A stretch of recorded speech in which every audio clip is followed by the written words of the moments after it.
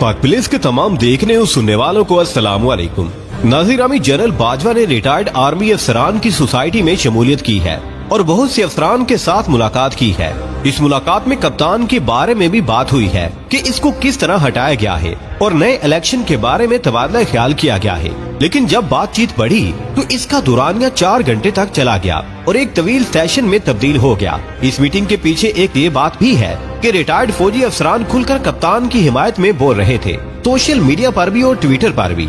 यहाँ पर भी मौका मिलता कप्तान की हिमायत में कोई न कोई बयान आ जाता। इनमें जनरल लेवल के अफसरान भी शामिल थे। इसी वजह से जनरल बाजवा ने इनसे मुलाकात की है। इस मुलाकात के बारे में जनरल अब्दुल रहमान ने रिपोर्ट की है और पूरी मुलाकात का अहवाल बयान किया है। इसके साथ साथ मेजर रिटायर्ड आदिल राजा ने भी इसके बारे में बयान किया है कि इस मुलाकात में कौन कौन से मौजू ज़ेरे बहस आए। प्यारे दोस्तों, हम आपको इसी मुलाकात के बारे में बताने जा रहे हैं, लेकिन इससे पहले कि हम अपनी बात को आगे बढ़ाएं, आपसे गुजारिश है कि हमारी इस वीडियो को आखिर तक जरूर देखिएगा ताकि आप लोग मुकम्मल और जामे मालूमात से मुस्तफीद हो सके। ताहम वीडियो में आगे बढ़ने से कबल हस्बे मामूल चैनल पर नए आने वाले तमाम लोगों से इल्तमास है कि पहले पाक प्लेस को सब्सक्राइब करते हुए साथ बेल आइकॉन को भी दबा लें ताकि हर नई आने वाली वीडियो की नोटिफिकेशन आपको आसानी मौसूल हो सके। तो आइए नाजरीन, चलकर आज के मौजू का आगाज करते हैं।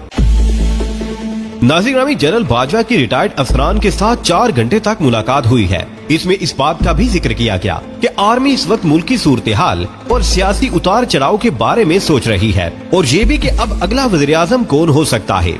आर्मी की नजर क्या देख रही है, क्या कप्तान दोबारा पीएम बन सकता है और अगर बन जाता है तो उस वक्त आर्मी का किरदार क्या होगा और क्या होना चाहिए, इस पर भी बात की गई। इस मीटिंग में ये भी जिक्र किया गया है कि सुप्रीम कोर्ट ने जो किया है वो दुरुस्त था या इस पर सवाल उठते हैं और ये भी कि किस वजह से कप्तान को साइड पर किया गया है और कप्तान जो अब पहले से ज्यादा खतरनाक हो चुका है और इसने कराची के जलसे में कहा है कि अगर इसे दीवार के साथ लगाने की कोशिश की गई तो उनका ही नुकसान होगा जो ये काम करेंगे। नाज़रीन, अब ये बात कहाँ से शुरू हुई और हम तक जो पॉइंट्स पहुँचे हैं उनकी तरफ आते हैं। प्यारे दोस्तों, पहली बात जो जनरल बाजवा ने कही वो ये थी कि कप्तान ने जो सबसे बड़ी गलती की वो ये थी कि वो जल्दीबाजी कर रहे थे और स्लो फ्लाइट करना चाहते थे और चाहते थे कि पल में ही सब मामले हल हो जाए। इस तरह सबको ही इन्होंने अपना दुश्मन बना लिया। अगर एक एक करके सबका एहतसाब करते तो शायद ये नौबत ना आती। ये पहला पॉइंट था जो वहाँ डिस्कस हुआ है।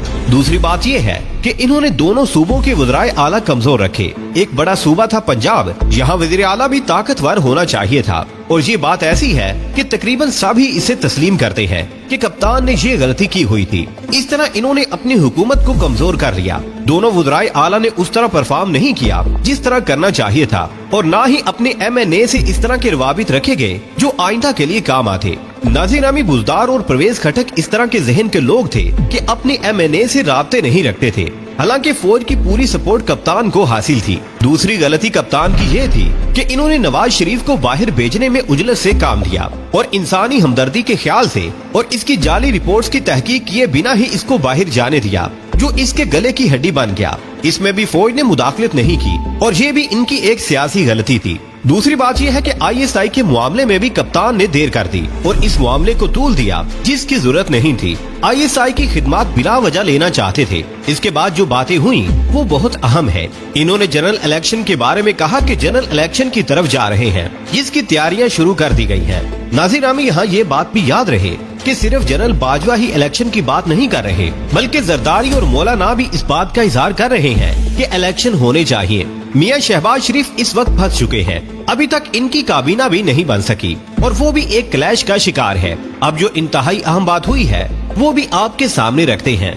नाज़रीन, जनरल बाजवा ने इस बात का इजहार किया है कि अगला पीएम इमरान खान ही होगा। इन्होंने कहा कि इमरान खान ने जो माहौल बना दिया है इससे लग रहा है कि अगले पीएम कप्तान ही होंगे और फौज इनके साथ होगी। इसके बाद अदालतों के किरदार पर भी बात हुई और पूछा गया कि अदालतों को भी एतमाद में लिया गया है या नहीं। इस वक्त सियासी ताकतें एक तरफ, आर्मी के ख्याल में भी अगला पीएम कप्तान ही होगा। नाज़रीन, जिस तरह का माहौल कप्तान ने बना दिया है और जिस तरह लोग इसके इर्द गिर्द जमा हो चुके हैं, इससे भी अंदाजा हो रहा है कि कप्तान छा जाएगा। जब अदालतों की बात हुई तो इन्होंने कहा कि अदालतें हमारे अंडर नहीं है, हम अदालत को कोई हुक्म नहीं दे सकते। इसलिए इन्होंने कहा कि जो इल्जाम हम पर लग रहा है कि फौज ने अदालतों के साथ मिलकर कप्तान को हटाया है, लेकिन इन्होंने इसकी तरदीद की है और कहा कि कोई अदालत फौज के मातहत नहीं होती, इसलिए ये इल्जाम रद्द किए जाने के काबिल है। दूसरी अहम बात जो इन्होंने की है कि इस बार जो भी इलेक्शन होंगे वो फेयर और शफाफ होंगे, किसी को धांधली करने की इजाजत नहीं दी जाएगी।